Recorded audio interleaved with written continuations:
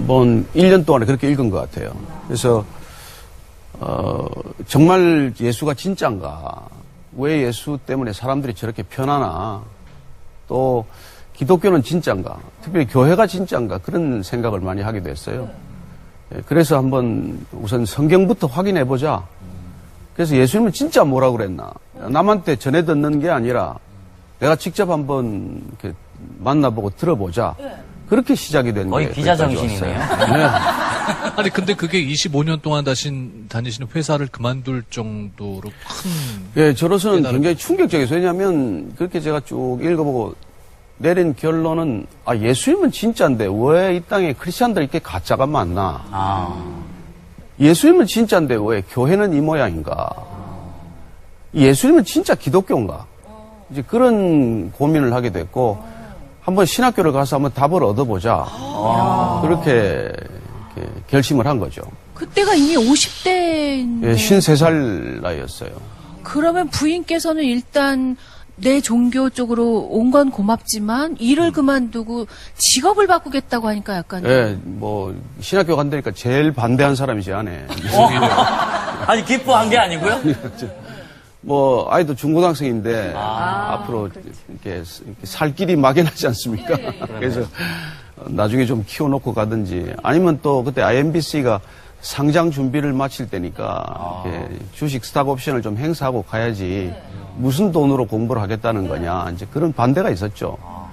근데 저는 이제 또 이 제 아내가 보니까 제가 예수님을 알고 보니까 평생 모태 신앙인인데 이 신앙에 문제가 좀 있어요. 늘 교회에서 사는데 예수님은 잘 몰라요. 죽으라고 교회를 다니고 섬기는데 이게 기쁨이 없어요. 그래서 근데 제가 가짜라 그러면 믿겠어요, 본인이. 그래서 당신이 얼마나 가짜인지를 내가 밝혀줘야 되는데 그걸 하려면 제가 가진 걸 다 버려야 돼요. 그렇지 않으면 모든 어려운 문제는 남편이 해결해주고 아내는 교회에서 취미생활 하는 거예요. 그래서 제가 한번 다 버려봤더니 이제 본색을 드러낸 거죠.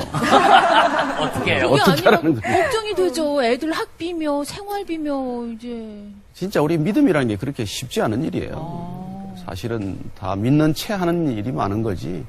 정말 믿는다는 게 그렇게 쉬운 일이 아니에요. 그거야 그렇죠. 그럼 그만 다 버리시고 내려놓으시고. 네네. 그리고 보스턴으로 공부를 하러 갔죠. 신학 예. 대학원을 가서. 그러면 사모님도 그때 이제 변화. 이제 그때 같이 가서 정말 힘든 시간을 많이 겪었어요. 사실 또. 자녀들도 같이 가신 거예요? 네, 아이들도 같이 갔고. 이제 그 보스턴에서 교회가 새로 개척이 돼서 신학 공부하면서 교회를 같이 이제 시작을 하게 됐어요. 그래서 정말 아내가 이제 전도사 부인이 된 거죠. 사장 부인하다가 이제 전도사 부인 돼서 이제 별 고생을 다 하게 되고 또 정말 사람들한테 듣지 않아도 될 말도 듣고 이제 그러면서 인생의 바닥까지 내려가 본 거죠. 그동안 대접받는 인생을 살다가 그야말로 이제 그 바닥까지 내려가 보고 그리고 정말 예수님을 이렇게 만나게 됩니다. 그래서 이제 남편을 새로 발견하게 되고 저 남편 때문에 내가 죽을 고생을 한 줄 알았는데 사실 내 남편이 나 때문에 고생했구나. 그런 귀한 고백을 듣게 됩니다. 야. 그걸 그럼 나도 보스턴으로 가야 되나?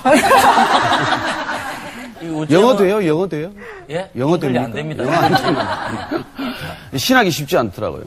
정말 제가 2시간, 3시간 자고 4년간 공부했고 입이 2번 돌아갔고 그래서 다행히 오른쪽 왼쪽 돌아가서 균형은 잡혔죠. 아니 목사님 그걸 지금 유머라고 하시는 건 아니죠? 네, 또 심장도 2번, 아이고. 미국에서 2번, 여기서 또 와서도 수술하고 그래서 그 정말 죽을 것 같은 시간을 겪었어요.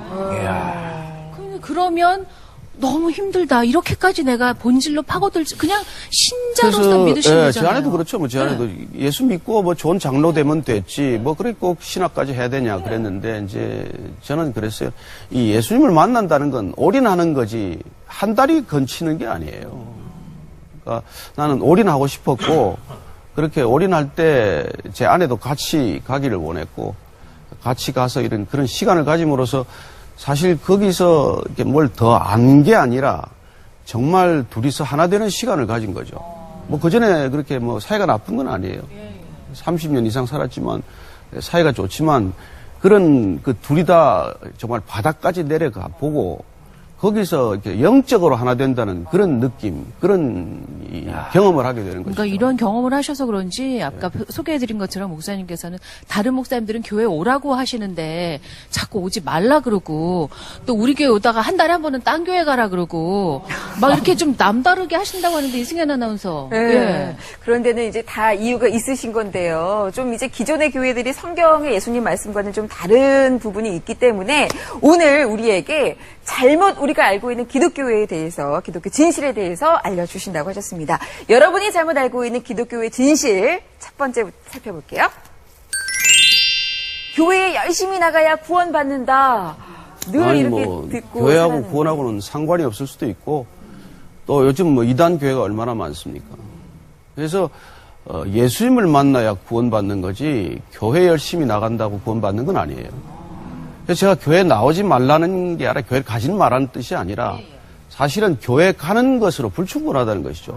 예수님께서는 교회가 되라고 우리를 부른 거지 교회 다니라고 부른 건 아니에요. 교회가 된다는 게 무슨 말씀이에요? 예수님께서 본인이 부른 사람들과 함께 공동체를 이룬 게 교회죠. 그러니까 사람들이 교회고 예수님을 내가 내 인생의 주인으로 내가 모시겠다. 내가 내 인생의 주인 되는 게 꿈인데 아까 제가 이 트로트 가수들 보니까 성공하는 게 꿈이잖아요. 그렇죠.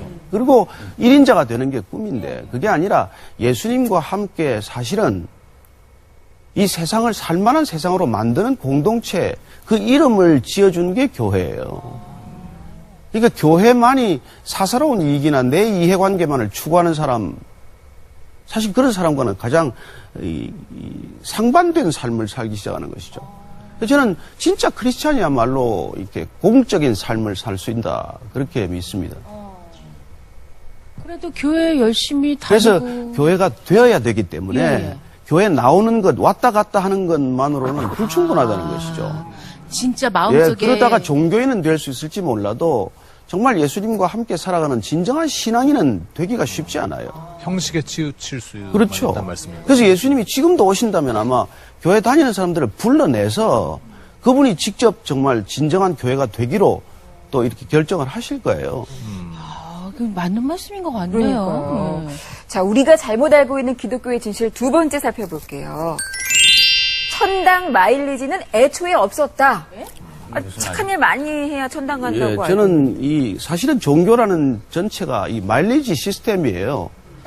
착한 일 하면 마일리지가 많이 쌓여서 너가 지금은 이카노미 타고 다니지만은 마일리지가 많아지면 비즈니스로 업그레이드가 되고 정말 많이 쌓으면 퍼스트 클래스까지 갈 수 있다.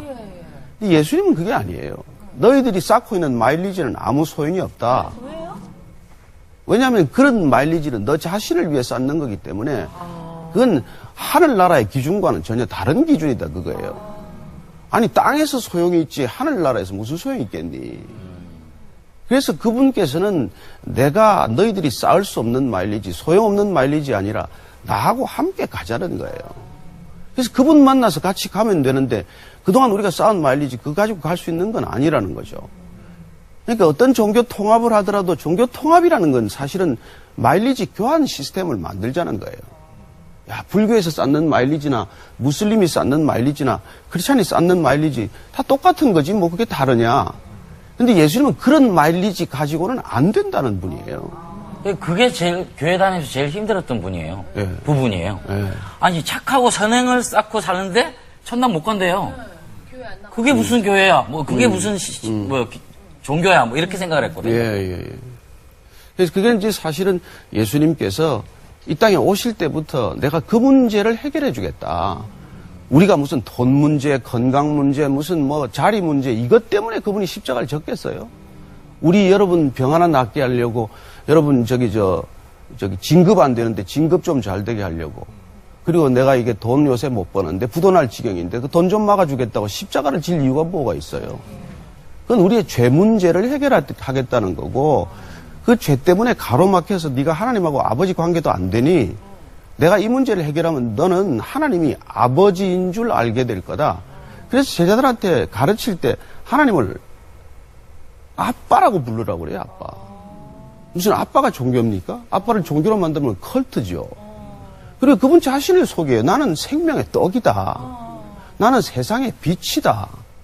나는 양의 문이다. 나는 선한 목자다. 나는 부활이요 생명이다. 나는 길이요 진리요 생명이다. 나는 포도나무다. 얼마나 답답하면 그런 얘기를 계속 하시겠어요. 여러분 빛이 종교입니까? 떡이 종교입니까? 밥이 종교예요? 생명이에요. 사랑이에요. 빛이에요. 그래서 그분을 종교로 만날 수는 없어요. 그래서 종교 시스템과는 사실 무관한 분이에요. 어쩌면 유대교라는 종교에서 그분은 우리를 불러내신 분이고 이 땅에 오셔도 종교로부터 불러내실 분이고 심지어 그렇게 말해요. 너희들은 하나님하고 인간 사이에 끼어있는 것들은 다 도적이요 강도다 그렇게 말씀하세요. 하나님하고 인간 사이에 끼어있는 건 도적이요 강도라고 말씀하십니다. 어쩌면 입산하는데 거기다 매표소 차려놓고 입산료 받는 거랑 마찬가지니 도적질하는 거라고 말하는 것이죠. 그래서 저는 여러분들이 예수님을 직접 모르고 그렇게 교회 욕할 것도 없고 기독교 욕할 것도 없어요. 왜냐하면 예수님과 상관없는 걸 놓고 왜 욕하겠어요. 그러니까 어찌 보면 말씀 들어보니까 본질이 중요하다는 말씀으로 들립니다. 예, 그래요. 그러네요. 그죠? 자, 우리가 잘못 알고 있는 세 번째 진실 뭘까요?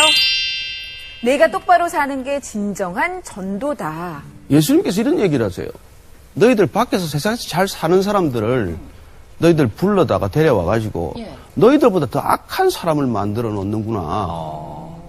너희들도 천당에 안 들어가고 문고리를 잡고 앉아서 다른 사람도 천국 가는 걸 막고 있구나. 어쩌면 저 같은 목사나 이 시대 기독교인들에게도 동일한 말씀을 하실 거예요. 정말 우리가 이게 삶으로 살아내지 않으면서 저 같은 사람 뭐 이분 또 얼마나 기자할 때도 말 잘했어요. 삶이 뒤따르지 못하면 그 무슨 소용이 있겠냐는 것이죠. 그래서 예수님께서는 정말 오셔서 이 땅 가운데서 그야말로 너 나를 따라오려면 십자가를 지고 와야 된다. 근데 안 지고 그런 얘기를 하셨냐고요. 제일 먼저 지지 않았습니까? 그분은 이 땅에 대접받으러 오지 않았어요. 나는 대접받으러 오지 않았다. 난 대접하러 왔다. 여러분 종교는 내가 어떻게든지 사다리를 올라가야 되지만 신앙은 사다리 오르기 게임이 아니에요. 직급이 올라가는 게 아니에요. 그래서 예수님께서 나중에 온 사람이 너보다 먼저 갈 거다 그래요. 뒤에 온 사람이 먼저 가는 게 신앙이에요. 돌이키기만 하면 바로 거기 계세요.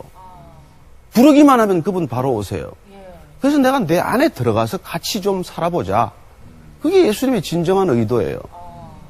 근데 뭐 그분을 우리가 종교로 만들어서 그렇게 힘들 게 뭐 있어요? 아니 수고하고 무거운 짐을 졌으면 다 나한테 와라. 내가 짐을 내려놓게 하겠다. 쉬게 하겠다. 그런 분이 또 우리를 불러가지고 짐을 하나 더 한 바가지를 더 앵겨놓겠어요. 무거운 짐을 갖다 앵기겠어요. 우리가 이 세상에 다 이렇게 아까 도로또 가서 보니까 참 열심히 하겠더만 짐이 얼마나 무겁겠어요. 그런 짐을 쉬게 하겠다는 것이지 짐을 무겁게 하겠다는 분이 아니에요. 아, 이 목사님 말씀 들으니까 이해가 가기도 하고 후련하기도 하고 조금 답답하기도 하고 여러 가지 생각이 막 드네요. 뭐가 답답하세요? 아니 그러면 다른 분들이 하신 말씀이랑 잘 모르겠어요. 그래서 성경을 좀 읽으시라니까. 아, 예? 그래서 시청자 여러분들도 아마 목사님 지금 말씀하시는 거 듣고 예. 궁금한 점을 질문해 아니, 주세요. 교회를 평생 다니도 성경 한 번 안 읽는 사람이 많아요. 맞습니다. 목사 설교는 열심히 듣는데 예수님 설교는 안 들어요. 예수님 설교 보면 거기 복음서 4편의 설교가 있어요. 제일 먼저 설교하신 게 산상복음이에요.